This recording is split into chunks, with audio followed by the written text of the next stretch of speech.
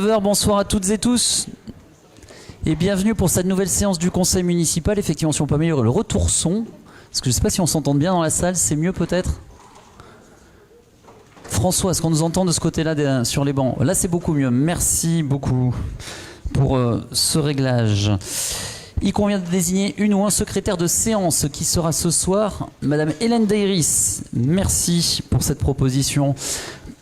Nous avons 9 points à l'ordre du jour où nous allons parler de Mayotte, nous allons parler des sapeurs-pompiers, puis nous allons parler d'un nouveau dispositif pour accompagner les jeunes Saint-Paulois. Tout d'abord, je propose de mettre aux voix le procès-verbal de la... Pardon, j'ai oublié de donner les pouvoirs et les délégations. J'étais déjà parti vers Mayotte. Alors, la liste est partie. C'est André Humeau qui a les pouvoirs. André. J'ai tout de suite envoyé la liste d'émargement. Merci, c'est Jean Lavielle qui me l'a piqué. Et Madame Christine Beyris est absente ce soir et me donne procuration. Monsieur Nicolas Pécastin donne procuration à Thierry Lafitte. Madame Catherine Beaulieu donne procuration à Martine Gaille. Monsieur Jacques Maillefer est arrivé à l'heure. Donc pas de procuration. Monsieur Christian Berthoud qui donne procuration à Christine Giraudet. Et nous avons fait le tour des absents. Le quorum est atteint. Donc la séance peut légalement se tenir. Et je peux désormais ouvrir officiellement l'ordre du jour en commençant par l'approbation du procès verbal de la séance du 19 décembre dernier. Est-ce qu'il y a des observations? Non, je mets donc aux voix qui est pour, qui est contre, des abstentions. 5 abstentions. Et donc je le disais auparavant, direction Mayotte. Avec le point numéro 1, nous avions l'occasion d'en parler déjà au mois de décembre dernier. Nous avions la séance du conseil qui s'était tenue tout juste après la catastrophe et nous avions eu l'occasion de rendre hommage aux différentes victimes de cette tragédie avec une minute de silence ici dans l'Assemblée municipale. Comme nous étions engagés, il est proposé ce soir d'adopter une aide à Mayotte, une aide parmi tant d'autres. C'est le flot de ces montants qui va faire qu'on peut accompagner nos concitoyens de Mayotte. On est loin sur la planète, sur le globe, mais c'est la République française. Ce sont nos concitoyens. Il n'y a pas de sous-territoire dans la République. Nous sommes tous égaux dans cette République. C'est pourquoi il convient d'apporter cette aide, qui est avant tout là aussi le travail de l'État, nous le rappelons, d'aller améliorer la situation sur place, comme le gouvernement et le président de la République s'y étaient engagés déjà depuis plusieurs années. Il est important qu'ils puissent mettre en œuvre le vœu qu'ils avaient formulé à l'époque. Nous, à notre modeste échelle, nous vous proposons ce soir d'apporter une participation à la protection civile, Solidarité AMF Mayotte, à hauteur de 3 000 € et de m'autoriser à signer tous les documents pour mettre en œuvre cette délibération. Est-ce qu'il y a des observations concernant nos concitoyens de Mayotte? Non, je mets donc la délibération aux voix. Qui est pour? Qui est contre? Pas d'abstention. Elle est donc adoptée à l'unanimité.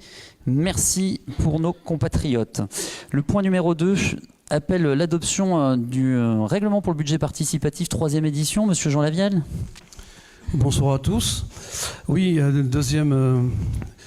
je dirais même 3e, oui, budget participatif, puisqu'il y en a eu un en 2022, 2023 et maintenant c'est celui de 2025. Nous avons sauté une année. Nous avons expliqué à l'époque les raisons pour lesquelles nous avons fait un petit peu comme tout le monde, c'est-à-dire qu'on s'aperçoit que les budgets de ce type-là incluent des projets qui prennent beaucoup de temps et malheureusement donc on déborde un petit peu, mais c'était prévu déjà dans le règlement. On a débordé un petit peu, ce qui fait qu'on a choisi la solution de faire comme a fait le département, c'était de sauter au moins une année. Donc dans le cadre de cette 3e édition du budget participatif citoyen, la ville souhaite donner des moyens aux habitants saint-paulois pour réaliser leurs projets. 50 000 € seront en nouveau mis à disposition des Saint-Paulois afin de financer plusieurs projets d'investissement d'intérêt collectif. C'est une volonté de la municipalité de voir impliquer concrètement et encore plus largement ses administrés dans la prise de décision et de réalisation des projets qui touchent à leur quotidien. Donc le règlement joint détaille la mise en œuvre du budget. selon les étapes suivantes: l'élaboration et dépôt des projets, l'analyse des projets et intégration au catalogue par la commission budget participatif, ensuite il y aura le vote du jury citoyen, puis la communication sur les projets lauréats, et enfin, on pourra participer à la réalisation des projets. Voilà. Donc, si vous avez des questions à poser pour ce nouveau règlement. Non ? Voilà. Donc, 3e édition, nous invitons bien évidemment nos habitants, les associations, les conseils de quartier à se saisir de ce dispositif. Merci à Jean Lavielle qui est pour, qui est contre. Pour, pas d'abstention, elle est donc adoptée à l'unanimité. C'est parti à nouveau pour le budget participatif. Le point numéro 3 est un point très administratif et traditionnel qui appelle le bilan des travaux réalisés par la commission consultative des services publics locaux qui s'est réunie à 2 reprises cette année. Début juillet pour parler du service public du casino et son rapport annuel. Et puis nous sommes retrouvés également le 11 octobre 2024 pour parler des MUPI, des mobiliers publicitaires, les colonnes Maurice, avec JC Decaux qui était venu également en séance du conseil municipal nous présenter ce premier rapport annuel. Voilà, donc j'informe l'Assemblée que la commission consultative des services publics locaux s'est réunie à 2 reprises pour statuer sur ces éléments en 2024. Je vous propose d'en prendre acte. Pas d'objection. Il en est ainsi décidé. Au point numéro 4, un élément nouveau qui est la désignation d'un élu communautaire au comité consultatif de l'agglomération du Grand Dax pour l'attribution de subventions aux associations sportives. Un long intitulé. Maintenant qu'on a compris que l'agglomération du Grand Dax faisait tout à Saint-Paul-et-Dax, Emmanuel Vigne va nous expliquer de quoi il ressort. Bonsoir Monsieur le maire, bonsoir à toutes et à tous. Donc le Grand Dax accompagne désormais les associations sportives et pour cela a pris compétence en matière de sport en date du 11 juillet 2022. Un groupe de travail a été réuni à plusieurs reprises entre mars et septembre 2024, a mis en place un règlement d'attribution de subventions pour les associations du Grand Dax, et dans l'objectif d'améliorer la transparence et l'efficacité des soutiens financiers en intégrant des critères objectifs et partagés. Suite à cela, les élus communautaires en séance du 30 octobre 2024 ont décidé de créer un comité consultatif dédié à l'instruction de ces demandes, dont la composition est la suivante.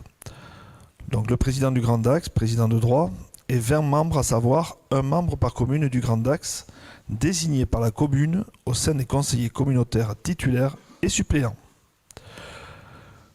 Donc, pour cela, la désignation de ce membre est faite par vote à bulletin secret, sauf si le conseil municipal décide à l'unanimité de ne pas y procéder. Il est donc proposé de désigner la candidature de Madame Sylvie Péducas, élue communautaire, pour représenter la commune de Saint-Paul-et-Dax et pour siéger donc au comité consultatif de l'agglomération du Grand Dax. Est-ce qu'il y a des questions, des observations ? Christine Giraudet. Bonsoir à tous. Nous aurions souhaité pouvoir proposer un autre candidat pour participer donc à cette élection. Et donc nous aurions souhaité présenter Christian Berthoud donc, pour le vote de ce soir. Très bien, j'enregistre cette candidature qui est tout à fait valable puisque Christian Berthoud siège au conseil communautaire. Est-ce qu'il y a d'autres candidatures ? Non. Je vous propose tout d'abord de voter à main levée. Est-ce qu'il y a une objection par rapport à ça ? Ça convient à tout le monde. Très bien. Donc je mets tout d'abord aux voix la candidature de Sylvie Péducas, qui est pour 29 voix, qui est pour la candidature de Christian Berthoud, 4 voix avec la procuration. Donc je déclare Sylvie Péducas élue par l'Assemblée municipale pour nous représenter à l'agglomération dans le cadre de ce dispositif. Merci à tous. Merci. Le point numéro 5, c'est quelque chose de nouveau puisqu'il s'agit là d'un dispositif voulu par la municipalité pour accompagner les jeunes Saint-Paulois dans le cadre d'un dispositif que l'on a appelé Pacte Jeunes Citoyens, et Delphine Grelier-L'Église va nous expliquer en détail de quoi il s'agit. Bonsoir à tous. Cette délibération est là pour vous présenter une proposition d'aide communale pour le permis de conduire, le BAFA, le BAFD, le BNSSA, pour les jeunes Saint-Paulois en contrepartie d'un engagement citoyen sur Saint-Paul-les-Dax. Le permis de conduire constitue un atout majeur pour les jeunes. Son obtention est essentielle sur le territoire landais parce qu'elle facilite pour les jeunes l'accès à la formation, l'accès à l'emploi, tout en renforçant l'autonomie, l'intégration sociale et professionnelle. L'obtention du permis de conduire est un prérequis essentiel pour entrer dans la vie active. De plus, le BAFA, le brevet d'aptitude aux fonctions d'animateur, le BAFD, le brevet d'aptitude aux fonctions de directeur, le BNSSA, le brevet national de sécurité et de sauvetage aquatique sont des diplômes importants pour les jeunes car ils offrent des compétences reconnues dans l'animation mais aussi dans le domaine de la sécurité en facilitant l'accès à des emplois souvent saisonniers dans ces secteurs. Ces diplômes développent également des compétences relationnelles, des qualités humaines comme le sens des responsabilités, l'esprit d'équipe, qui sont valorisés dans de nombreux domaines. Dans ce contexte, la commune de Saint-Paul-les-Dax s'engage à soutenir les jeunes Saint-Paulois dans leur parcours citoyen, en les aidant à obtenir ces diplômes et examens, et en les impliquant dans des missions de service public pour préparer les citoyens de demain. La commune de Saint-Paul-les-Dax consacrera une enveloppe de 5 000 € à ce dispositif. Cette aide vient en supplément à celle déjà offerte par le Conseil départemental des Landes depuis de nombreuses années dans le cadre du dispositif Pacte XL Jeunes. Ce dispositif permet actuellement à des jeunes de 15 à 30 ans d'obtenir différentes aides financières, 450 € pour le permis de conduire, 200 € pour le BAFA, 250 € pour le BAFD et 200 € pour le BNSSA, sous réserve d'un engagement citoyen de 40 heures. Ce dispositif que nous proposons au niveau de Saint-Paul est encadré par un règlement d'intervention précis qui stipule toutes les conditions d'attribution de l'offre de cette aide que vous trouvez en annexe de cette délibération. Il est donc proposé au conseil municipal d'accorder aux jeunes Saint-Paulois une aide de 150 € à condition que le jeune réalise au sein de la commune, dans les services municipaux ou au sein d'une association saint-pauloise, 40 heures d'engagement dans le cadre du PAC XL, mais aussi que le jeune participe également bénévolement à une manifestation soutenue ou organisée par la commune de Saint-Paul-les-Dax. 2 commissions municipales se sont réunies et ont déjà validé cette proposition.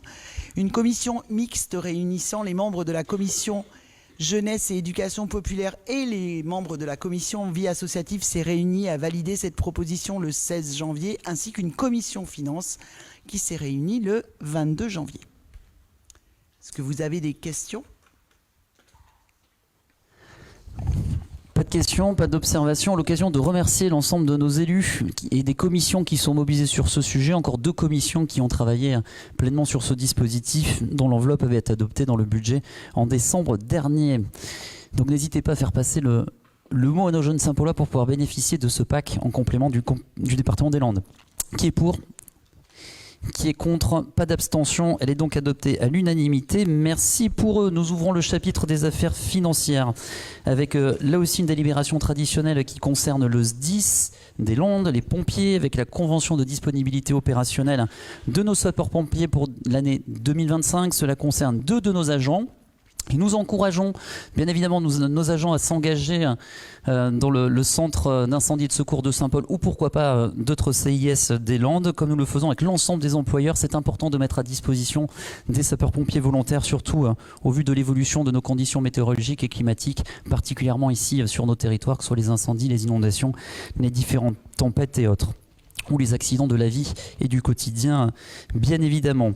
Pour notre commune, nous avons une décote qui est appliquée en vertu de cette convention annuelle qui s'élève pour l'année 2025 à 2 663,49 € qui correspond à nos 2 agents, ce qui fera une somme versée par la municipalité de Saint-Paul-les-Dax aux SDIS des Landes de 498 928,28 €. Et je rappelle que la ville de Saint-Paul-les-Dax fait partie de la moitié, seulement la moitié des communes des Landes qui ont aussi porté une contribution volontaire destinée à l'investissement pour les matériels des sapeurs-pompiers.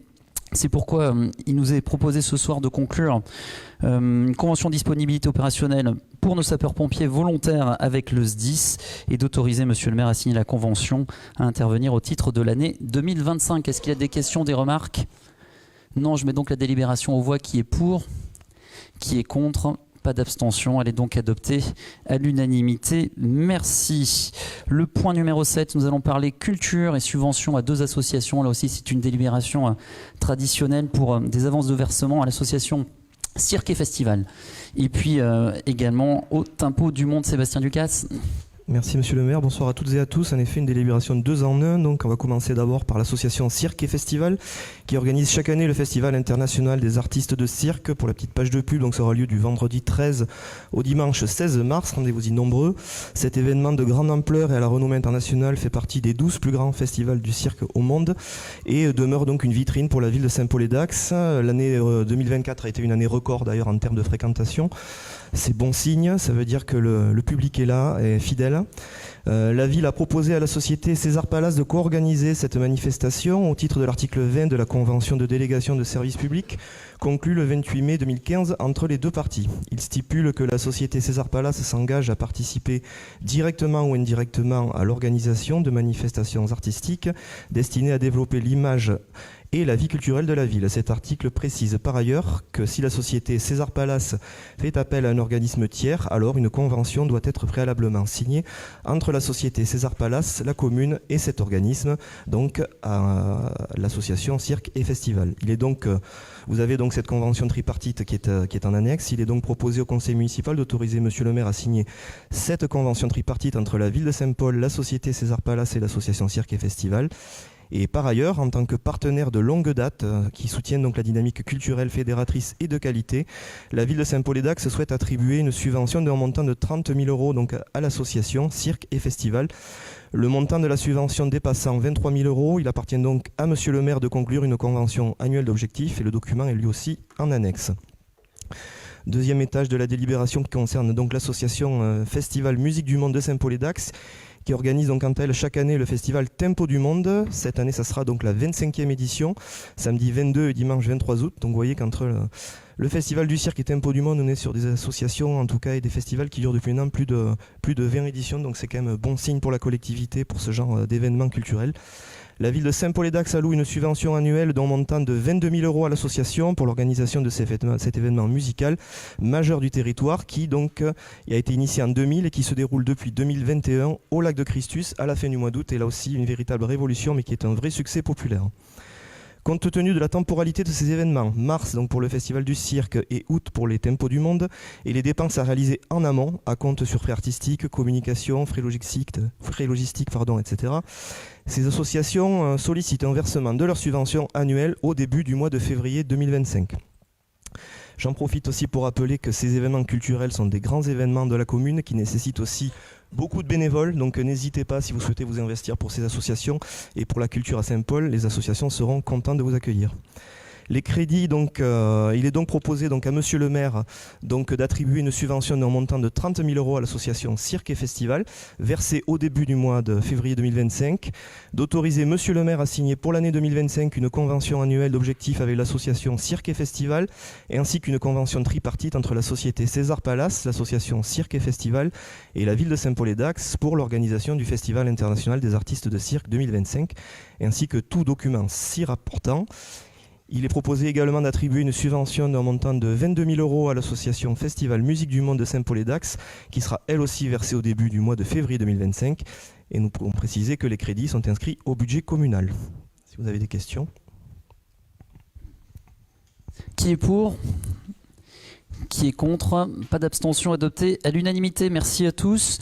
Nous ouvrons enfin le chapitre du personnel communal avec la traditionnelle actualisation du tableau des effectifs. Sylvie Péducas. Et à tous, donc effectivement une délibération que l'on rencontre souvent dans ce conseil. Celle-ci est un peu particulière, délibération de début d'année, puisqu'elle comprend donc tous les changements de grade qui sont liés à notre protocole d'avancement de grade. Donc vous noterez dans cette délibération 19 agents pour lesquels effectivement on procède tout simplement à un avancement de grade, ce qui fait une suppression du grade précédent pour la création du suivant. Et pour le cas où vous auriez la question sur la question du grade de rédacteur donc, qui est créé, ça n'est pas une création de poste, mais tout simplement la poursuite en fait, d'une réussite à un concours. Et donc dans ce cas-là, on maintient le grade précédent tant que la personne n'est pas titularisée puisqu'elle est stagiaire pendant une année. Des questions ? Qui est pour ? Ah pardon, c'était Catherine Rabat, qui a un micro. Très bien.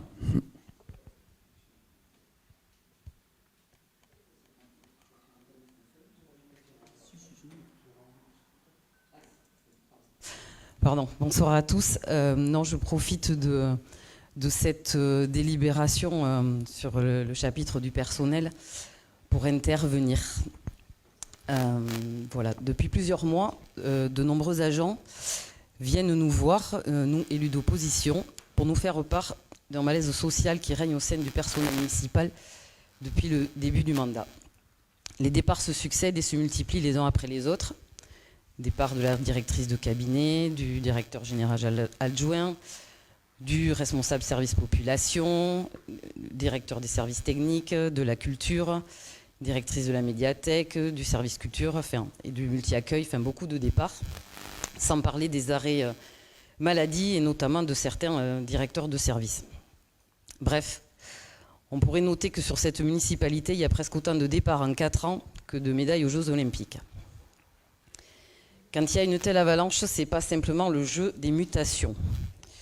Quand on a des personnels dont on sait que leur vie est à Saint-Paul et qui font le choix de quitter leur emploi à la municipalité pour s'éloigner du trajet supplémentaire et parfois des allongements de durée de trajet importantes, avec tout ce que ça implique de risques, de frais, de stress et autres, on peut imaginer que ce n'est pas simplement pour quelques euros supplémentaires sur les bulletins de salaire. Des situations de burn-out, des départs en cascade dans la collectivité, enfin bref, des plaintes notamment sur l'ingérence des élus dans le travail des agents. Enfin voilà tout ce qu'on entend aujourd'hui sur le personnel municipal de Saint-Paul. Tellement bien que vous avez été contraint donc, de confier à un cabinet externe une mission d'audit sur le mal-être de la collectivité. Ce diagnostic sur les risques psychosociaux, vous en avez refusé ici dans cette instance quand on vous en a fait part, de le rendre public, certainement parce qu'il semble accablant pour la gouvernance actuelle que vous menez. Or, ce document administratif, il est tout à fait communicable. Vous le savez, la commission des avis sur les documents administratifs l'a rappelé déjà par 2 fois dans 2 avis, en 2019 et en 2020. Donc là, aujourd'hui, ce refus dont vous aviez fait part la dernière fois semble quand même illégal et surtout fait part d'un manque de transparence dans votre gestion, malgré effectivement tous les discours que vous nous tenez sur la transparence vis-à-vis de tout ça. Vous nous avez stipulé que ce rapport effectivement contenait des données personnelles, ce qu'on comprend, mais qu'on sait très bien que vous pouvez les occulter, vous pouvez les rendre anonymes, et ça c'est une pratique courante dans ce genre de rapport, ça n'empêche qu'on peut en ressortir les conclusions. Donc face à tout ce constat, Monsieur le maire, nous vous demandons donc officiellement de nous communiquer ce rapport aux élus du Conseil, qui ont le droit de savoir ce qui se passe dans la collectivité, et cela dès que ce rapport aura été soumis évidemment pour avis à la formation spécialisée donc en matière de santé, sécurité et conditions de travail. Nous profitons en même temps de cette demande de formuler une deuxième demande sur les chiffres année par année du nombre de jours d'absence cumulés dans la collectivité et sur le taux d'absentéisme toujours année par année. Lesquels chiffres, vous le savez, sont normalement stipulés dans le rapport social unique qui normalement doit être adopté en conseil municipal chaque année. Je vous remercie. Oui, alors je peux apporter quelques premiers éléments de réponse. Donc j'ai envie de vous dire, je vous remercie de vous faire le porte-parole des agents qui ont eu l'occasion, d'ailleurs à de nombreuses reprises, de s'exprimer aussi. Rectifier un petit peu ce que vous avez dit par rapport à l'obligation de confier à un cabinet donc, une analyse ou un diagnostic de la souffrance au travail. Vous aviez obligation pendant le mandat précédent, et ce depuis longtemps, je l'ai rappelé récemment, donc les municipalités précédentes avaient également obligation à le faire. La seule différence, c'est que nous l'avons fait, et ça s'appelle un diagnostic donc, des risques psychosociaux. Ce diagnostic, donc, effectivement, est aujourd'hui terminé avec une élaboration d'un plan d'action Donc ce qui vous a été rappelé la dernière fois, c'est qu'effectivement, tant que ce document n'avait pas été partagé avec d'abord les premiers concernés qui sont les personnels et donc validé par la formation santé sécurité au travail, il n'était pas communicable, il ne serait pas communiqué. Donc aujourd'hui, nous sommes en attente de fixer une date pour d'autres raisons d'ailleurs, plutôt liées au cabinet de restitution de ce diagnostic. Après, je n'ai pas forcément arbitré sur vos propos, sur les motivations effectivement qui conduisent certains agents à quitter la collectivité ou sur les sujets de leurs absences et les éventuels arrêts de maladie. Simplement vous dire que comme vous, l'ensemble des élus de la majorité sont également préoccupés par ces sujets-là, et c'est pour ça que nous avons lancé ce diagnostic des risques psychosociaux, que nous nous attachons à recevoir les agents et à essayer de comprendre effectivement comment les éléments peuvent évoluer, peuvent s'améliorer. Ça ne me rassure pas spécialement, mais on s'est aussi rapproché des autres collectivités pour savoir si au niveau de l'absentéisme, alors j'aime pas beaucoup ce terme parce qu'il marquerait une certaine volonté. Je pense que les agents qui sont absents ne le sont pas volontairement, mais c'est parce qu'ils sont effectivement avec des situations de santé difficiles. Mais pourquoi effectivement on a un nombre d'agents absents qui est relativement important, puisque au-delà de leur santé à eux, ça impacte aussi le fonctionnement de la collectivité et de fait en cascade la santé des autres dans la collectivité, et également nos finances si l'on veut ensuite pourvoir à des remplacements qui permettent donc de ne pas faire reporter sur les agents restants la charge de travail commune. Donc c'est un vrai sujet, c'est très bien que vous l'abordiez par l'intermédiaire du débat, mais dont on se saisit depuis le début et sur lequel on est particulièrement attentif. Donc pour ce qui est par contre, je suis étonnée puisque vous avez demandé, mais ça sera fait, de traiter la question de l'absentéisme, ou en tout cas du nombre d'absents ou du taux d'absents. Ça a été fait entre autres dans le cadre du rapport égalité femmes-hommes, puisque c'est une de ses composantes aussi, donc vous avez pu avoir les données des années précédentes et on continuera à le faire, puisque là aussi c'est une obligation que de rendre ce document, et ce qui n'était pas d'ailleurs fait précédemment.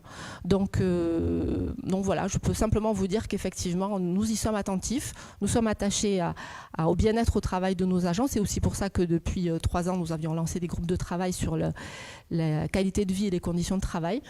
Il ne suffit pas de créer des groupes de travail, il ne suffit pas de créer des temps de convivialité pour régler un certain nombre de sujets.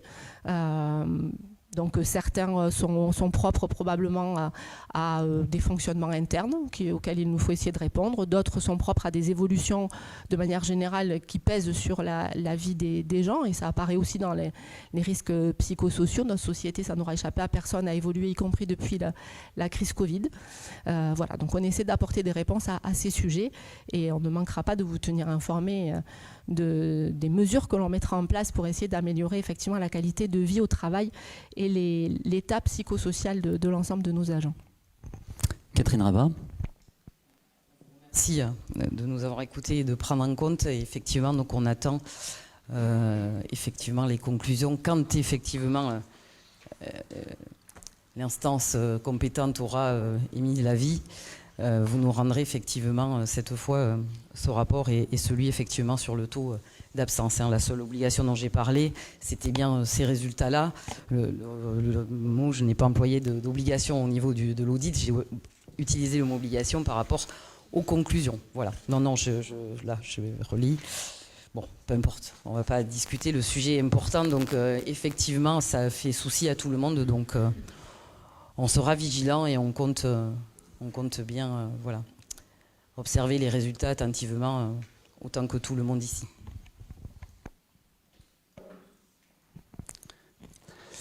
Je suis un peu surpris quand même de votre intervention. Il y a 5084 médailles olympiques qui ont été frappées. Je ne suis pas sûr qu'on ait eu 5084 départs. Je crois que les sujets RH sont des sujets extrêmement sérieux sur lesquels il n'y a pas lieu de polémiquer. Il faut qu'on soit extrêmement vigilant, de même donner des noms, des fonctions. Moi, je ne me l'autorise pas. Je vais me l'autoriser pour 2 personnes parce que je sais qu'elles ne m'en voudront pas. L'ancienne directrice de cabinet est partie parce qu'elle voulait de nouveaux challenges. Elle est aujourd'hui dans une collectivité plus grande, plus grand territoire, de nouvelles fonctions dans lesquelles elle réussit très bien d'ailleurs. L'ancien déjà est parti pour retrouver son cœur de métier de manière plus large aussi, avec de grands challenges. Donc je pense qu'il faut être extrêmement précautionneux dans ce que l'on dit. Certains éléments m'interpellent aussi. Je rappelle quand même que notre municipalité a levé les poursuites judiciaires à l'encontre de certains agents qui avaient été lancés par vos équipes, de manière parfois très étonnante. Je rappelle que nous n'avons pas pris de sanctions et que nous avons gardé ici dans la collectivité, pour ceux qui le souhaitaient, bien évidemment, des agents qui ont fait campagne électorale avec des moyens de la mairie, dans un souci de concorde sociale. J'ai pas pris de sanctions avec des gens qui disent dans les couloirs qui refusent de travailler avec le maire que je suis, qui refusent également de déployer le programme pour lequel ont voté les gens. Sur la transparence, je suis un petit peu étonné également parce que il n'y a aucunement besoin de saisir la CADA dont vous avez fait mention. Nous communiquons les éléments lorsque c'est possible. Il faut d'abord que les instances en saisissent, que les comités, que les fonctions institutionnelles, les représentants du personnel puissent en avoir connaissance avant de les diffuser. Nous, les adjoints, n'ont pas interdiction d'aller dans certaines aides du bâtiment ou de parler directement avec les agents. J'ai fait supprimer la note qui l'interdisait. Donc je crois au contraire qu'on est plutôt dans la transparence, l'échange. On a donné la prime d'inflation à tous les agents aussi, 250 € brut pour tous les agents, même ceux qui étaient absents dans l'année, sans condition d'attribution, parce qu'on pense qu'il faut les aider. Je pense au plan de formation, 30 000 € qui ont été adoptés, alors pas par tout le monde ici, mais par l'Assemblée municipale pour accompagner les agents, les faire grandir dans la collectivité, leur permettre de changer de mission, de fonction, de progresser, de se développer, parfois de redonner du sens aussi à certains qui nous le demandent. Alors on n'est pas parfait, ça on est bien d'accord. Il y a des sujets même qui nous préoccupent, et je crois que c'est ce que révèle le diagnostic RPS. Nous, ce qu'on aime justement, c'est avoir un état des lieux factuel, transparent. On le prend sans animosité aucune ou sans ressenti aucun, parce qu'on le prend vraiment comme un plan de progrès. En disant, voilà quelle est la photo, et voilà ce sur quoi il va falloir travailler. Et comme on le disait la dernière fois avec... c'est bien, on a un super comité de pilotage où il n'y a pas que les représentants du personnel, vraiment des gens issus de différents services et autres. Chacun peut s'impliquer, chacun peut participer, chacun peut contribuer. Je vais vous dire, ils ne sont pas bridés parce qu'il y a même certains groupes de travail où il y a le sobriquet qui m'est donné, celui du directeur général, qui sont ressortis. Donc il y a plutôt une liberté de parole, j'ai envie de dire, dans ces groupes-là. Mais on a quand même mis comme condition que ça serve à quelque chose, cet audit. Justement, pas générer de la polémique ou ce genre de choses-là, mais vraiment qu'on le prenne comme une photo sur laquelle on doit travailler tous ensemble, avec des propositions collectives, validées tous ensemble pour pouvoir progresser en fait collectivement pour le bien-être de nos agents et puis pour servir au mieux nos concitoyens. Voilà, c'est vraiment ça l'ambition de ce diagnostic. Cyril a rappelé, paix du casque, nous avons réalisé. Oui, Catherine Rabat. De vous justifier ici, mais moi, mon intervention, elle n'était pas pour que vous justifiez là, ici, ce soir, quoi que ce soit. C'était simplement, effectivement, de poser ce constat, d'attendre les résultats et les conclusions et d'observer, effectivement, ce qui se passe face aux remontées qu'on nous fait, tout simplement. Mais nous entendons, et pardon, j'ai pas besoin de vos autorisations pour expliquer ce qu'est la politique municipale et l'ensemble des actions engagées, parce qu'effectivement, je crois qu'on communique pas assez. Vous allez dire on communique trop, etc. Non, on communique pas assez sur le concret là, que nous faisons. Si bien que parfois on est surpris à l'Assemblée Générale du Personnel, il y a quelqu'un qui nous a posé la question, mais est-ce qu'on a eu la prime l'autre jour? Bien évidemment, ils ont la prime. Donc vous voyez, il faut encore dire et répéter tout ce que l'on déploie dans le cadre de nos dispositifs. Très bien. Est-ce qu'on a voté? Non, on n'a pas voté en fait pour l'actualisation du tableau des effectifs. On s'est perdu. Alors qui est pour? Qui est contre? Pas d'abstention. Et donc l'évolution du tableau des effectifs est adoptée à l'unanimité. Point numéro 9, la délégation de pouvoir. Est-ce qu'elle appelle des observations, des explications? Non, très bien. Nous avons terminé avec l'ordre du jour. Nous avons 3 questions citoyennes ce soir. Ah oui, la démocratie bat son plein à Saint-Paul-et-Dax. Donc je clôt officiellement la séance du conseil municipal pour ouvrir ce temps de participation citoyenne. Nous avons 3 questions que nous allons bien évidemment prendre dans leur intégralité. J'espère que les participants sont là parce que ça fait l'objet de notre règlement intérieur, que les personnes puissent venir les poser directement. Là aussi, vous voyez, ça souligne le souhait de la municipalité vraiment de travailler en concertation avec nos concitoyens dans la transparence pour instaurer le dialogue, l'échange, le débat. Et je vais appeler à la table des délibérations. Donc la première question sera posée par monsieur Olivier Dalis. Il est présent parmi nous ce soir. J'invite à nous rejoindre à côté de Francette Cando. Vous êtes là, je ne vous ai pas vu. Excusez-moi. Et on va vous donner un micro pour que vous puissiez nous adresser votre question. Soyez le bienvenu à la table des délibérations. Oui, Bonsoir à tous. Donc, merci de me laisser la parole. J'étais déjà intervenu il y a quelques années. Donc, je tiens à préciser simplement que quand je prends la parole ici ou ailleurs, je m'exprime en tant que citoyen et simplement en tant que citoyen. Donc, pour éviter toute récupération, connotation, étiquetage, etc. Je pense que certains d'entre vous me connaissent et savent sur quelle valeur ou sur quel combat je me suis engagé. Et donc, je n'ai pas changé. Donc, à ce niveau-là, il n'y a pas d'ambiguïté pour moi. Alors, en fait, je voulais évoquer ce soir un sujet qui est important, il me semble, puisqu'en fait, c'est un outil de communication qu'utilise la ville, mais qu'utilise tout le monde, en fait, ou certaines personnes plutôt, mais qui est un outil de communication important pour la ville, parmi d'autres, et qui est la page Facebook de la ville de Saint-Paul-les-Dax. La page officielle de Saint-Paul-les-Dax.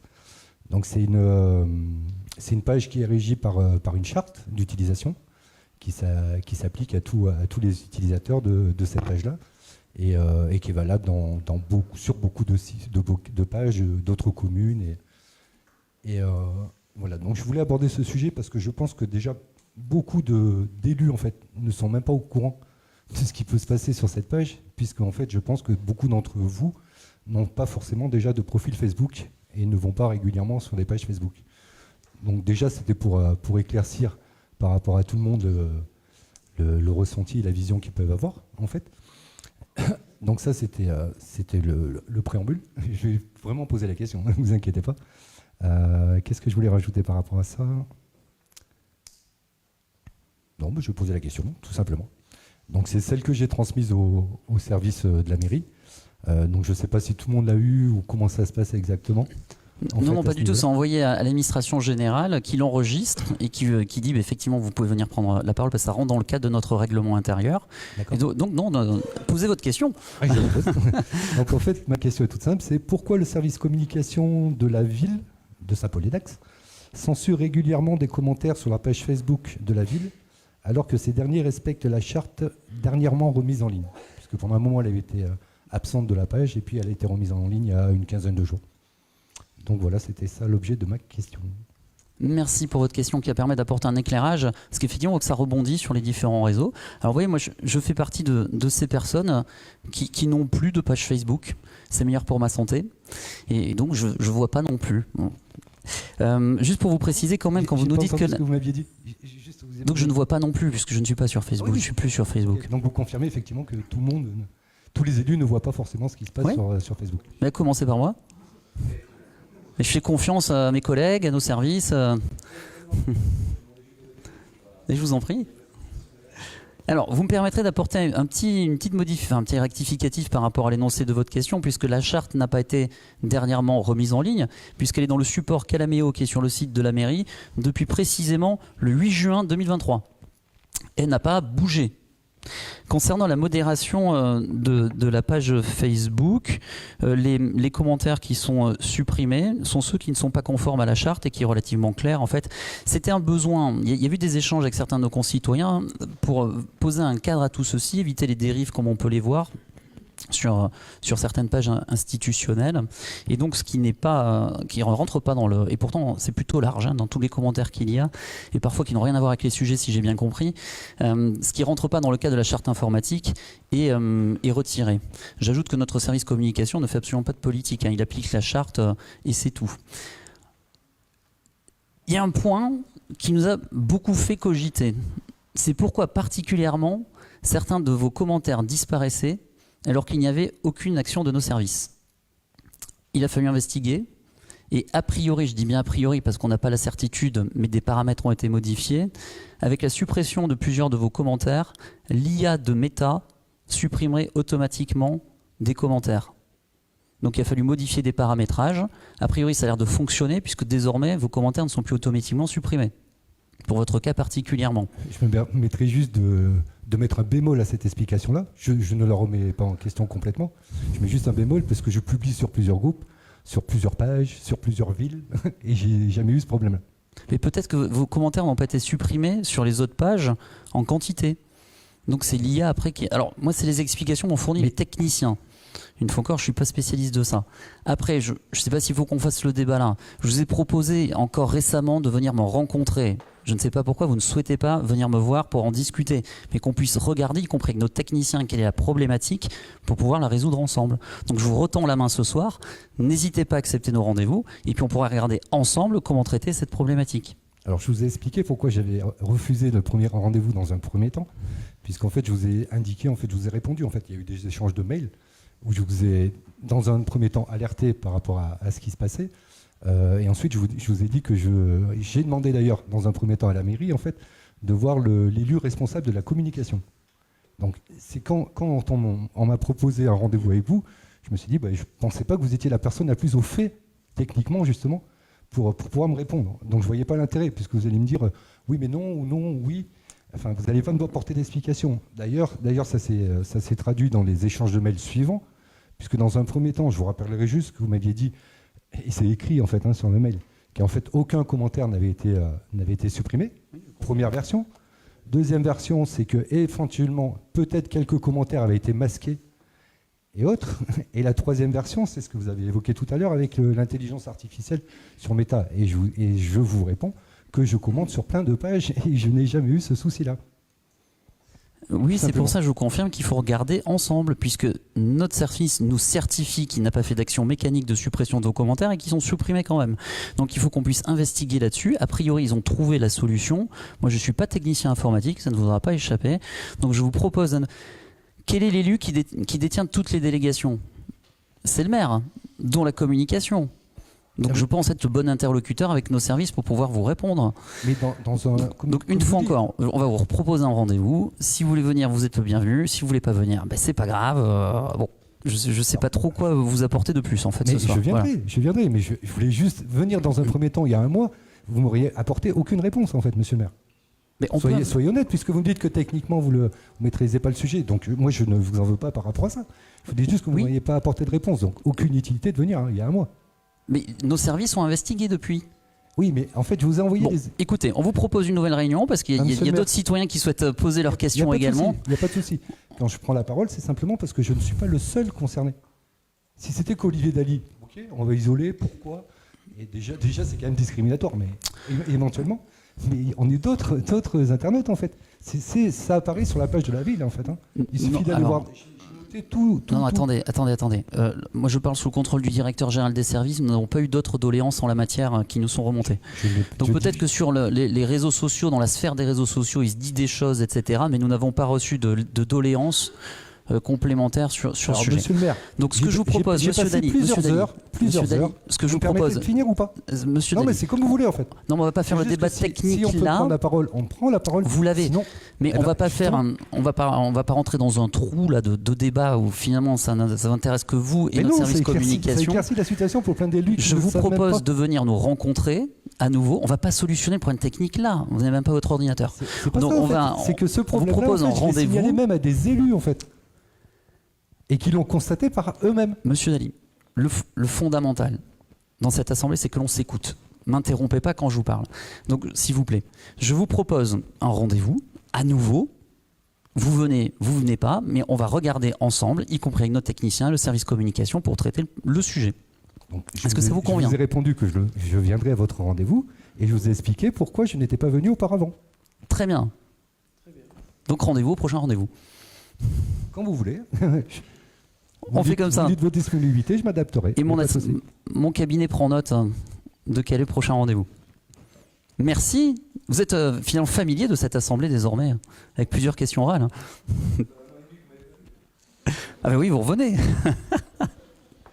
Merci Monsieur Daly pour cette intervention qui va en éclairer plus d'un, je l'espère. Et vraiment, soyez convaincus que vraiment on sait traiter votre question en plus, qui nous exaspère dans la façon dont on ne comprend pas le phénomène de suppression automatique. Voilà.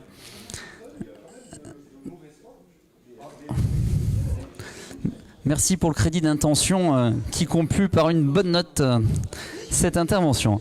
Allez, je crois que nous avons Ange Martinez qui souhaite poser une question également. Soyez le bienvenu. Voilà, vous allez prendre la place de Monsieur Daly à côté de Francette Cando. La place est chaude, le micro est prêt.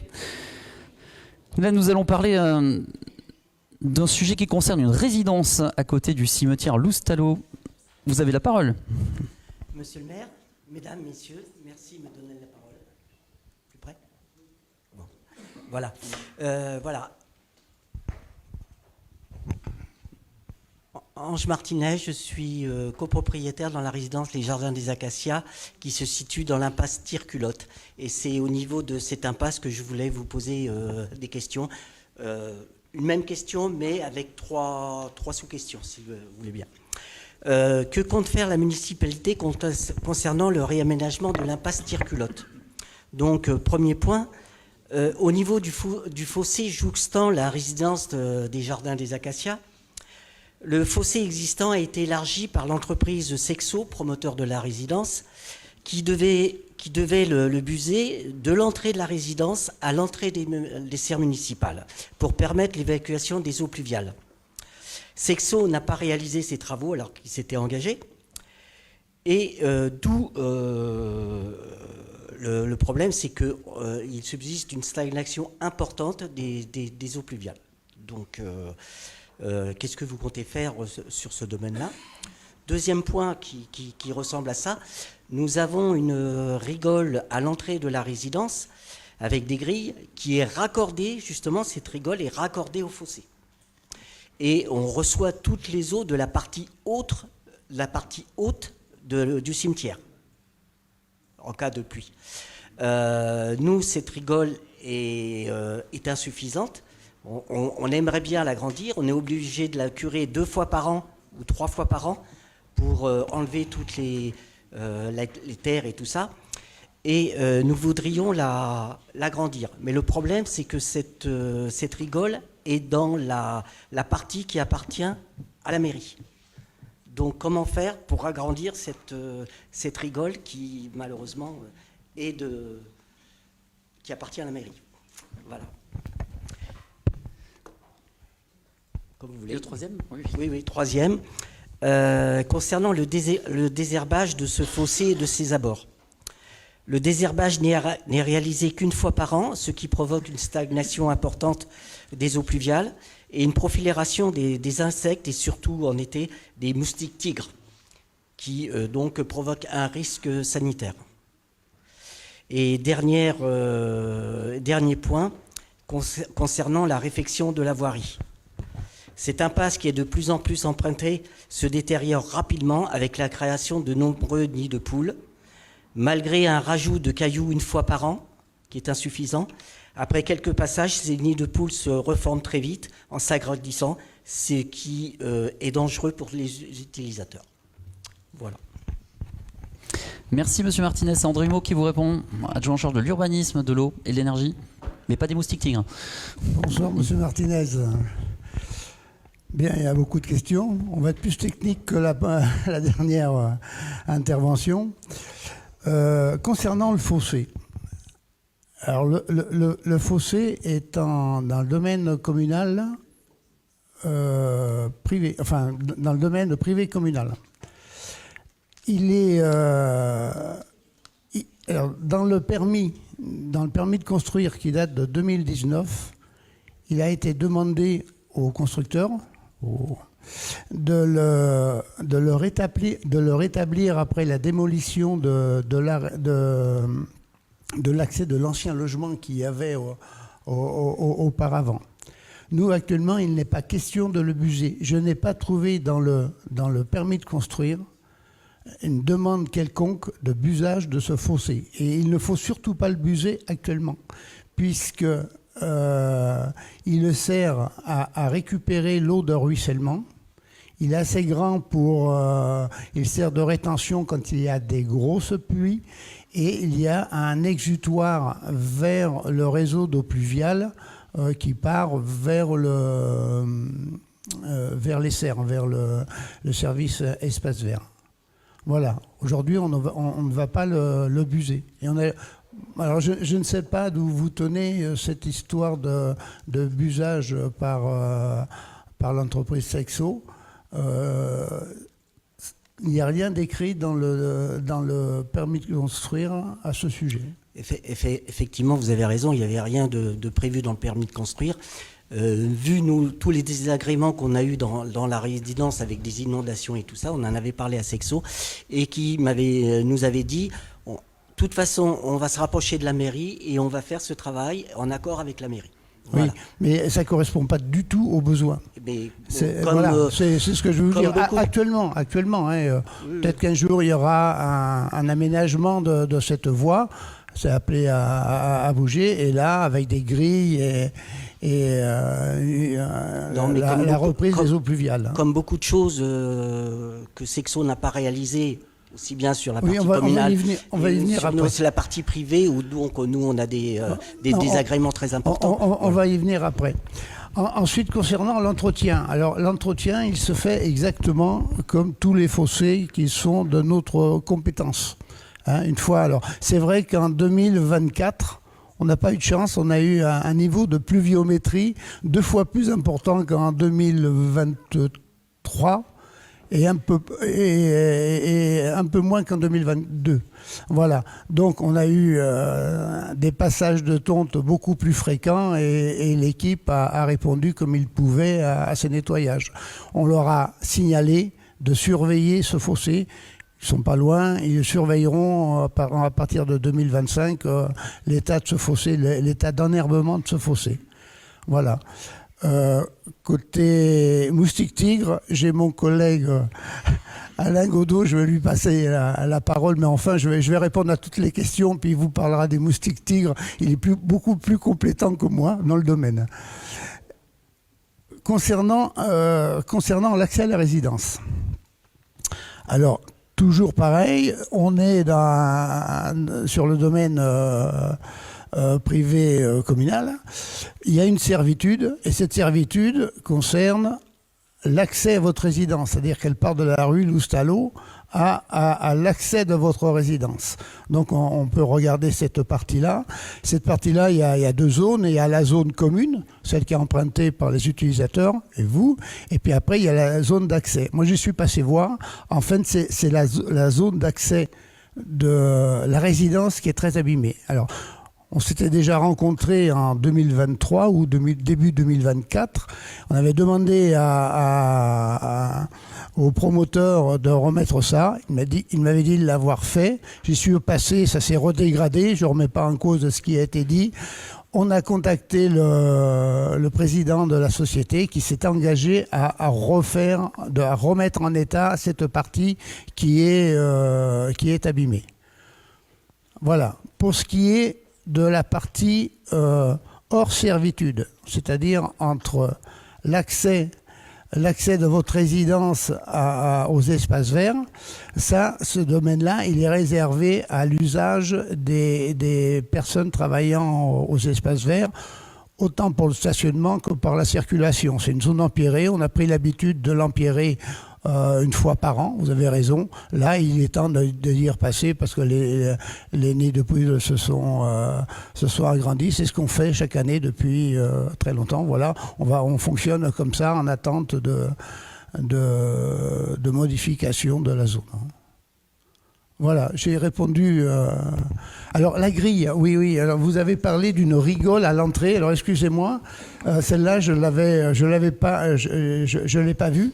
Vous dites, elle est dans normalement, si c'est une rigole de récupération avant votre descente, elle est dans votre... Non, justement, elle est pas dans notre... Attendez, ce que je vous propose, parce qu'on ne va pas faire toute la réunion technique là, ce qui est important, c'est parce que vos questions sont récurrentes. On a beaucoup de questions de cette résidence, des habitants. C'est pour ça qu'on l'a prise, parce que c'est une question qui relève davantage d'une rencontre en mairie ou sur place, sur le terrain, etc. Mais c'était pour informer un maximum de personnes, parce qu'on reçoit régulièrement des demandes qu'on l'a prise. Mais pour plus de détails techniques, je vous invite à vous voir. Juste Alain Godot, un mot sur Moustique Tigre ou pas? Oui. C'est possible. Bonsoir à toutes et à tous. Donc, concernant le Moustique Tigre, je voulais d'abord rappeler que nous, quand nous sommes arrivés à la municipalité en 2020, c'était une demande forte des citoyens concernant le problème des moustiques tigres. Donc on s'est penché fortement sur ce problème. On l'a pris à bras le corps et c'est clair que le problème du moustique tigre, c'est pas un problème très simple puisque aujourd'hui c'est devenu un problème national. Donc ça ne veut pas dire que nous, on n'a rien fait, puisqu'on a installé des pièges à moustiques dans une certaine mesure, tout en faisant attention au budget consacré à ce sujet, parce que gérer le moustique tigre, ça peut vite représenter des sommes astronomiques, en sachant que le moustique tigre, c'est un moustique qui s'adapte très bien aux conditions urbaines, contrairement aux moustiques traditionnels. Et donc, du coup, on a fait une campagne donc, en installant des pièges que l'on remet en place tous les ans à partir de mai environ. Et je crois que pour vous, dans votre situation, le problème, c'est peut-être le cimetière, sans vouloir jeter la pierre et trouver d'autres responsabilités. Non, mais c'est vrai que techniquement, à côté de chez vous, vous avez le cimetière et il y a énormément de coupelles pour les plantes, etc. Et on sait très bien que le problème du moustique tigre, c'est toutes ces coupelles qui restent remplies, et surtout en année pluvieuse. Et donc, en fait, c'est un travail de longue haleine de tous les citoyens, j'ai envie de dire. Et en fait, il faut éviter donc de laisser de l'eau. Enfin, je crois que ça commence à être connu par tout le monde. Et donc, il faut faire la chasse à tous les petits récipients d'eau, tous les paquets de feuilles qui peuvent rester avec de l'humidité, comme des fois on le laisse au printemps, etc. Et donc... Voilà, donc le fossé dont vous nous parlez, c'est pas un fossé spécialement apprécié des moustiques tigres. Ça fait pas partie de leur milieu de vie privilégié. C'est peut-être le moustique classique, le bon vieux moustique français qui est un peu en voie de perdition actuellement sur la commune aussi. Mais voilà, donc il n'y a pas de solution simple au problème du moustique tigre. Il faut que tout le monde s'y mette en permanence. Il faut rester vigilant tout le temps. Et c'est ça le problème, je crois, c'est que en fait, beaucoup d'entre nous, il y a un moment où on ne fait pas attention et le moustique tigre, en quelques jours, il se reproduit. Et le moustique tigre, il est très territorial puisqu'il se déplace maximum à 100 mètres de là où il est né au départ. Donc en fait, il suffit que vous ayez quelques coupelles qui restent en eau. Parfois, en plus, la réglementation nous interdit d'aller chez les gens pour vider les coupelles, etc. Mais n'empêche que, moi, je vais vous dire, moi, dans mon quartier, j'ai eu une piscine pendant un certain temps qui est restée pendant 1 an, qui n'a pas été épurée. Eh bien, le quartier était insupportable en termes de moustiques tigres. Et on ne pouvait rien faire, puisqu'on ne peut pas vider une piscine de chez quelqu'un qui ne s'occupe pas de sa piscine, quoi. Merci, voilà, Alain Godot, pour ces pressions sur moustique tigre. On en reparlera au printemps. J'ajoute que nous avons rejeté encore cet après-midi une construction collective avec toit plat, parce que ça aussi, c'est facteur de reproduction pour les moustiques tigres. Voilà, j'ajoute une question que vous n'avez pas posée, mais que posent certains des résidents. Ils nous disent, c'est très étonnant entre ce que dit le promoteur et nous, ce qu'on en a comme retour à la municipalité. Ils nous disent, mais le promoteur nous a dit que la municipalité fera un rond-point. C'est faux. Nous ne ferons pas de rond-point à Grenelle-Oustalo. Visez du coup, mais en plus, ça passe pas. Donc, n'y comptez pas. Vous pouvez passer le message à vos co-résidents. Il n'y aura pas de rond-point à Grenelle-Oustalo à langue de tire-culotte. Voilà. Il y en a qui en avaient parlé au moment de la construction, mais bon, moi personnellement, je l'avais jamais vu ce rond-point, ni sur les dessins, donc bon. Mais c'était pas bon. Au niveau des moustiques tigres, c'était simplement les gens se plaignent un petit peu de ça au niveau de la stagnation sur le fossé. Bon, après, écoutez, moi je vous remercie beaucoup de ces informations et puis je souhaite qu'on puisse se rencontrer avec Monsieur Huneau pour discuter de tous ces points. Vous n'hésitez pas, vous êtes bienvenu. Merci beaucoup. Merci Monsieur Martinez pour votre question. Et puis nous avons une troisième question. Donc c'est Madame Stéphanie Cérézo que j'invite à la table des délibérations pour pouvoir nous poser cette question qui cette fois-ci va concerner les infrastructures routières et de bus au niveau du Grand Mail 2. Vous avez la parole Madame Cérézo, soyez la bienvenue. Bonsoir. Merci de nous accorder la possibilité de vous poser des questions en direct. Moi, pour recontextualiser, je voulais avoir quelques précisions par rapport aux arrêts de bus au Grand Mail. Déjà, je trouve que c'est très positif qu'il y ait des travaux qui soient organisés et prévus. C'est chouette. J'ai l'impression que c'est faire machine arrière, en tout cas reconnaître qu'il y a une erreur dans la construction de cet espace, parce que très vite les citoyens se sont rendus compte que c'était quand même la fluidité de la circulation était vraiment entravée et ça a été très vite un gros problème. Donc merci en tout cas aux responsables qui font pas l'autruche et qui font machine arrière aujourd'hui. Mais quand même, la question, c'est comment on en est arrivé là, en fait. Et du coup, le sens de ma question, l'enjeu, bon, c'est pas d'accuser, mais je voudrais comprendre les mécanismes de décision, les enjeux et la place que nous, on peut avoir en tant que citoyen quand on voit venir le problème et qu'on le subit aussi. Comment on peut essayer d'encourager ou d'apporter notre avis dans les instances municipales, peut-être. Donc mes questions, clairement, c'est d'abord quelles sont les procédures qui permettent de sélectionner les cabinets d'architectes, parce que je pense que cette construction a été réalisée par un cabinet d'architectes. Quels sont les critères de sélection? Est-ce que les plans prévus sont publics avant qu'ils soient validés ou après validation? Est-ce qu'il y a des usagers lambda qui sont associés, qui sont concertés? Je pense dans le médical, dans le sanitaire ou dans le médico-social, de plus en plus on associe les patients. Est-ce que dans les instances municipales, est-ce que c'est le cas? Et ensuite, je me suis noté 2 questions, mais c'est peut-être une curiosité malsaine, mais pourtant, je pense que ça nous brûle les lèvres à tous. C'est de connaître le nom du cabinet d'archi qui a réalisé le premier projet, pour leur faire de la pub sur Facebook, peut-être. Et sinon, quel est le coût de la première construction et donc des travaux qui sont réalisés? Voilà, curiosité peut-être pas indispensable, mais en tout cas, voilà, l'essence de ma question, c'est de mieux connaître les procédures de décision de tout ça. Merci pour votre question qui a fait beaucoup discuter.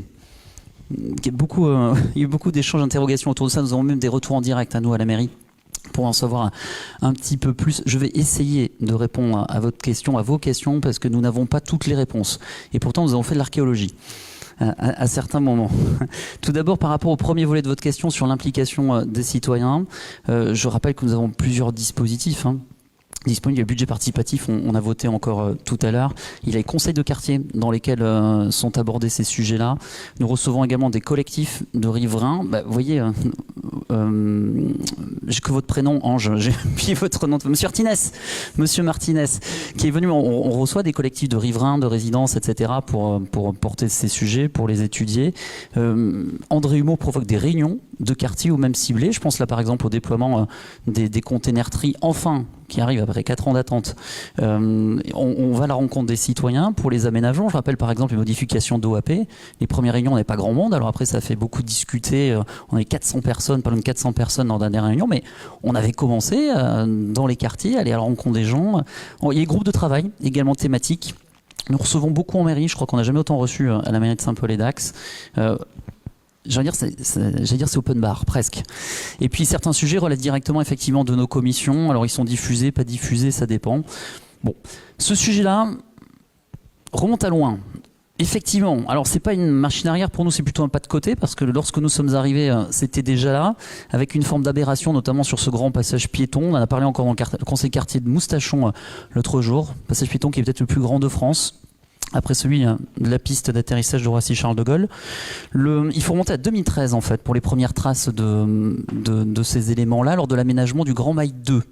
Et nous, les traces les plus lointaines, formelles de présentation qu'on a retrouvées, donc c'est en 2013 sous la mandature de Catherine Delmont, le mardi 4 juin 2013, la commission des travaux a pu étudier ce projet-là, ce qui a donné lieu le 25 juin 2013 à l'adoption en séance du conseil municipal d'un PUP, ces fameux plans urbains partenariaux, qui sont des montages. On en parle beaucoup en ce moment, notamment dans le cadre du projet Léopard, ça nous fait beaucoup discuter ici autour de la table.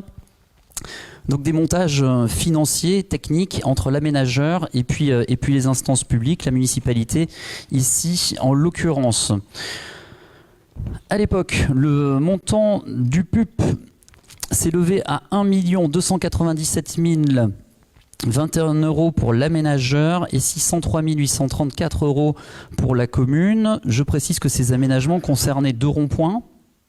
Le rond-point des Vignes, le rond-point du Mail, l'aménagement au milieu et le fameux passage piéton, et puis l'aménagement également qui revient derrière vers le lycée Haroun Tazieff, si je n'oublie rien. C'est l'ensemble de ces éléments-là qui sont concernés. Une remarque très personnelle, et je pense que l'adjoint aux finances se joint à moi, on peut s'étonner quand même que l'estimation de la taxe d'aménagement n'apparaisse pas dans cette délibération ni dans la convention qui est annexée à ce moment-là, puisque nous avons les mêmes questions aujourd'hui dans nos séances du conseil municipal concernant les pubs que nous avons en cours. Et ces montants ont été modifiés le 29 octobre 2015 sous la mandature suivante. Alors je parle aussi sous le contrôle de Bruno Dubroca, qui était adjoint à l'urbanisme à l'époque, pour un montant de 1 409 534 €, vous voyez c'est précis, pour l'aménageur, et 568 834 € pour la commune. On peut s'étonner là aussi que la municipalité ait refusé, de par le choix de ce montage-là, d'encaisser 900 000 €. Peut-être ça va faire couler de l'encre sur les réseaux sociaux quand je vois qu'on parle des pubs, qu'on compte beaucoup des pubs que l'on a en ce moment et qui coûtent beaucoup moins cher à la municipalité. Bon, c'est étonnant. Pourquoi avoir refusé 900 000 €? Nous n'avons pas... Alors, ce sont des cabinets d'aménagement, cabinets d'études qui accompagnent les collectivités, qui procèdent à ces aménagements-là. Nous n'avons pas le nom. Sauf erreur, enfin on n'a pas retrouvé pour l'instant. Je suis désolé, je ne peux pas répondre à toute votre curiosité. Un élément un peu étonnant également à cette époque-là, puisque... nous avons aujourd'hui l'emprise de voirie qui passe à la fois sur le domaine public, le domaine privé, il y a du domaine départemental, il y a du domaine communal également. Ça, c'est l'empilement des strates lié aux difficultés de fonctionnement de l'administration française, ou du moins ces empilements. Donc il y a du département, il y a de la commune, et il y a du terrain privé. Ce qui est un peu étonnant, c'est qu'aujourd'hui, on a entre 13 et 15 mètres d'emprise, alors que la zone réservée à l'époque en prévoyait 20. Donc on aurait pu faire passer la voie cyclable directement sur ces zones-là. Là aussi, il conviendra de régulariser ces différents morceaux. Donc ce projet pour faire le pas de côté, n'en déplaise à ceux qui me contrediront, mais c'est un projet que j'ai lancé lorsque j'étais vice-président encore au transport et mobilité douce à l'agglomération du Grand Axe. Ça prend un peu de temps à mettre en œuvre, au même titre que la sécurisation des arrêts de Terre 6 par exemple, parce qu'on avait des arrêts comme ça que l'on devait modifier. Bon, ça prend un petit peu de temps, on a d'autres attentes, ça fait parce qu'il y a des gens qui ont posé la question du côté du Capot, du Bridote. Ça fait désormais 15 mois qu'on attend le changement des panneaux. On souhaite également déplacer l'abribus de l'arrêt du Yette. Pardon, mettre en place un abribus à l'arrêt du Yette. L'arrêt de l'Eau-Suzan, pareil, n'est toujours pas déplacé. Bon, mais on y arrive. Donc cette fois-ci, le projet voit le jour. Il est en cours. On arrive sur la fin des travaux pour déplacer juste l'arrêt nord. Pourquoi que l'arrêt nord? Pour des raisons de coût, bien évidemment, mais parce que c'est le sens montant. C'est là où les gens prennent le plus de temps pour acheter des billets et autres, et c'est là où ça génère le plus de bouchons.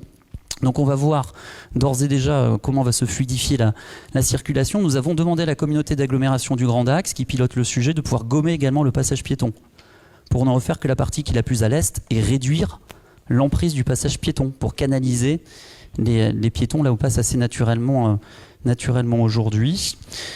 Et puis également, on a convenu à la communauté d'agglomération du Grand Axe et le département de pouvoir mener des mesures de fréquentation du site une fois que ces travaux auront été faits, pour envisager à moyen terme de nouvelles sorties de la zone commerciale. Et là aussi, parce qu'on le sait, du côté du rond-point du Mail ou du rond-point des Vignes, il y a certains moments où ça sature, donc pouvoir envisager d'autres sorties à l'échelle du site. Je vais vous décevoir à nouveau. Combien ça coûte cette fois-ci? Je n'ai pas l'information, puisque nous avons sollicité les services de l'agglomération pour connaître le coût des travaux définitifs par rapport à ça, et nous ne l'avons pas. Nous attendons leur réponse. Non, on l'a pas eu? Bon, donc on n'a pas le coût définitif, mais on pourra vous le communiquer une fois que nous l'aurons. Voilà, on pense qu'effectivement ça va être beaucoup mieux pour respirer dans la zone. Est-ce qu'on a répondu au moins à la majorité de vos questions? Je sais pas si... La majorité des questions, oui, c'est plus clair. Juste c'est la place des citoyens dans les procédures, dans les instances. Bon, il n'y a pas forcément de raison d'y être, puisqu'on est aussi représenté par des élus de toute façon, hein. Donc c'est clair aussi. Les conseils de quartier, ben là en l'occurrence, j'aurais pas pensé à aller en conseil de quartier pour un quartier où je réside pas. Moi je réside plus loin, mais en effet ça peut être une réponse. C'est vrai que c'est affiché, c'est communiqué, donc il faut s'en saisir. Aussi, c'est plus clair. Je vous remercie. Merci pour votre retour. Et j'en profite pour passer un message, Sylvie. Il faut qu'on muscle nos conseils de quartier. Certains, c'est vraiment géométrie variable en fonction des conseils. Il faut vraiment s'en saisir parce qu'il y a beaucoup de sujets qui sont traités. En tout cas, merci d'être venu poser cette question en séance du conseil municipal. Est-ce qu'on a fait le tour cette fois-ci? Bon, merci à tous. Bonne soirée et rendez-vous en février.